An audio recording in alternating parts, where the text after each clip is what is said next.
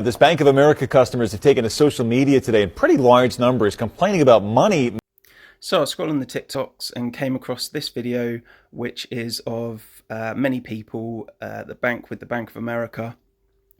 They've gone into their bank Wednesday morning and found that there's funds missing from their accounts, around about $2,000 upwards, really, anything upwards from that. The lowest I've seen so far is about $2,000. Now, if you follow me, you will know that America had to raise its debt ceiling on Thursday. So it's suspicious that Wednesday morning people are going into their banks to withdraw money and they're missing money. The day before, that America had to prove how much money they've got and what they've got in their funds, basically. And then Friday morning, the day after, America has to prove that people's funds presumably are being returned.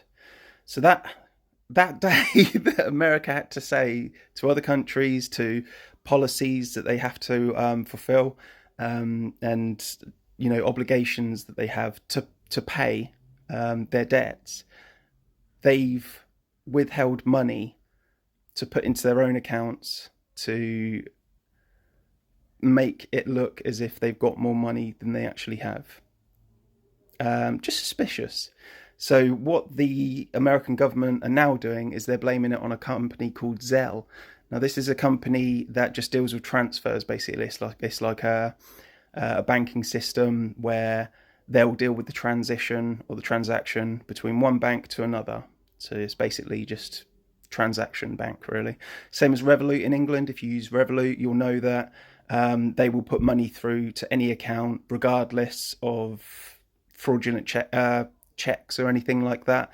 They'll just put it through and then deal with it afterwards. And you can withdraw on that and you can do what you want. This is why I use Revolut, because it is a good system. If I send money to anyone, it's bosh, it's there straight away, instantaneous. But there you go. So yeah, it just makes me laugh that the day before, America has to prove how much funds it's got and what it's going to do about the debt ceiling and the fact that they're $32 trillion in debt now. A lot of people's money goes missing. And people say that when this happens, when this economic crash happens, the government wouldn't take people's money. They wouldn't defund the NHS. They wouldn't take everyone's pension. They wouldn't do that, not at all. Yeah, they wouldn't do that at all, would they?